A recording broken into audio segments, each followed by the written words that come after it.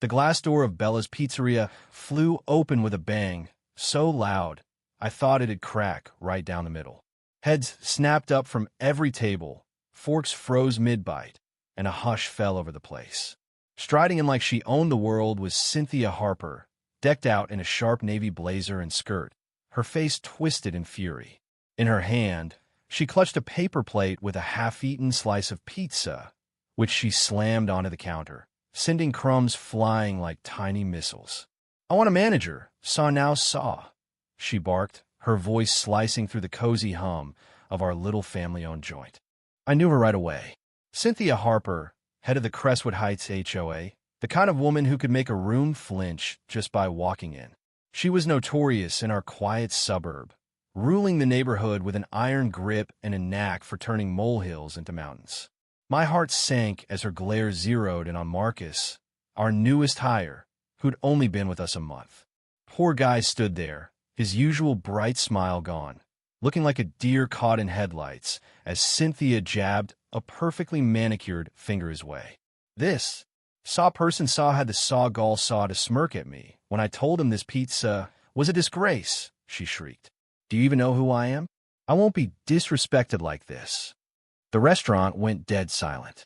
Kids stopped giggling, parents pulled them closer, and every eye darted toward the back, waiting for Lena, our general manager, to step in. I edged closer to Marcus, feeling protective. Cynthia had no idea she'd just poked a bear she couldn't handle. Earlier that day, Bella's had been buzzing along smoothly. The lunch rush kept us on our toes, but we were in the groove. Marcus, a community college freshman studying marketing, had quickly become a star. His easygoing VYB and genuine care for customers had folks VYing with smiles. Our pizzeria sat just outside Crestwood Heights, a ritzy gated community with an HOA stricter than a drill sergeant. Over the years, we'd dealt with their gripes delivery vans parking a hair out of line, our neon sign being too flashy for their precious aesthetic. Still, most residents loved VYing a quality spot like ours nearby. Around 3 p.m., Cynthia had called in an order, a medium pizza, extra light cheese, just a pinch of basil. I took the call myself, punching her instructions into the system and flagging it for our veteran pizza maker, Tony, to handle. When Cynthia swung by to grab it, she inspected the pie like a health inspector, gave a curt nod, and left with a snippy, "Let's hope it's right this time." Spoiler, it wasn't. Now here she was, back and fuming, her face red as a tomato. I said, "Saw light cheese, saw. This is practically swimming in it," she snapped, while VYing at the slice like it was EVY Denke in a courtroom. And when I pointed it out, saw, she flicked a dismissive hand at Marcus, had the nerve to grin like it's funny and offer a refund. As if my time is worthless. Marcus, bless him, kept his cool. "Ma'am, I'm sorry for any mix-up," he said, voice steady.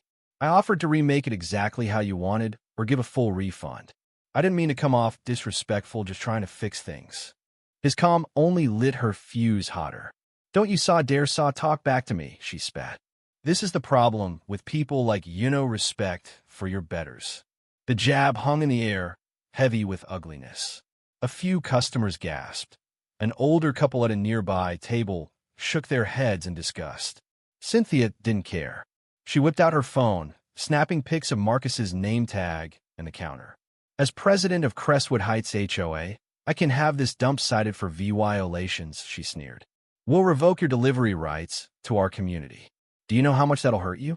I shut down that Mexican place for using too much cilantro. They were gone in months. Marcus's hands shook as he stepped back, his smile long gone. Cynthia's voice climbed higher, dripping with venom. "People trust me. When I tell Crestwood this place hires rude kids who can't even make a pizza right, you're done." I was about to jump in when I caught sight of Lena in the kitchen doorway, her face like a storm cloud ready to burst. Lena, our GM and co-owner, was a force. In her late 50s, she'd grown up in the restaurant game, quiet but fierce, with a heart for her team and zero patience for bullies. She glided to the counter, her eyes locked on Cynthia, and rested a hand on Marcus's shoulder. "Good afternoon, Ms. Harper," she said, cool as ice. "I'm Lena Carter, general manager. What seems to be the problem? Cynthia blinked, thrown by Lena's calm, but rallied fast. This pizza is a mess way, too much cheese. And when I complained, he smirked like I'm some joke. Lena nodded, thoughtful. Mind if I check your order? Without waiting, she pulled up the details on the computer. Here we go, medium thin crust, extra light cheese, pinch of basil. Tony, our senior chef, made it himself. She tilted the screen for Cynthia to see. As for Marcus, our policy is to offer a remake or refund for any issue. For what I heard, that's what he did. We train our staff to stay polite, even when things get heated. Cynthia's face went scarlet. Polite? His attitude was insulting. People in his position should know how to speak to someone like me. The room was a graveyard, every customer glued to the showdown. Lena's expression didn't budge, but her eyes turned to steel. She grabbed a tablet from under the counter, tapped it, and spun it towards Cynthia. This is security footage from when you picked up your order 20 minutes ago. Tony showed you the pizza. You nodded. Look closely, half the usual cheese, just as you asked. Cynthia stammered, off balance. That's not the point. It's the disrespect. Lena's voice stayed even, but it cut like a blade. Respect goes both ways, Miss Harper. I heard what you said to Marcus, those comments about people like him, the threats to use your HOA clout to hurt us. Let me be clear, no one, no matter who they are, gets to talk to my team like that, especially with that kind of undertone. Cynthia gasped, clutching her pearls. How dare you accuse me? I'm not done. Lena cut in, her tone sharp now. Bella's has served this community for 25 years. We treat everyone with respect and expect the same. Based on your BHA or you're no longer welcome here. If you think we're out of line, here's our lawyer's card. She slid a business card across the counter. The place erupted in soft claps, customers nodding in approval. Cynthia stood there, mouth flapping like a landed fish, her face a furnace. You can't do this. Do you know who I am? I'll bury this place. Lena smiled, polite but deadly. That'd be a shame, but we'll serve VYV. And just so you know, we've saved today's footage. If you try to weaponize your HOA position, we'll share it with the authorities and your board. I'm sure they'd call that abuse of power. Cynthia snatched her purse, sputtering, and stormed toward the door, nearly bowling over an elderly couple who'd stood up. The man, voice booming, said, as Crestwood's HOA VYC president, I think we'll have a meeting about this, Cynthia. Not the one you're expecting. She froze, then shoved past and fled. The restaurant exploded in applause. Lena gave Marcus a warm pat, then turned to the crowd. Thanks, everyone. Next round of breadsticks is on us. The next week was wild. Crestwood folks flooded in, some to eat, others to cheer us on. Many admitted Cynthia had bullied them for years, but they'd never dared push back. A petition to oust her from the HOA board spread like wildfire, calling her out for power tripping. Marcus got a bonus and a card signed by dozens of regulars. He just shrugged, saying he was doing his job.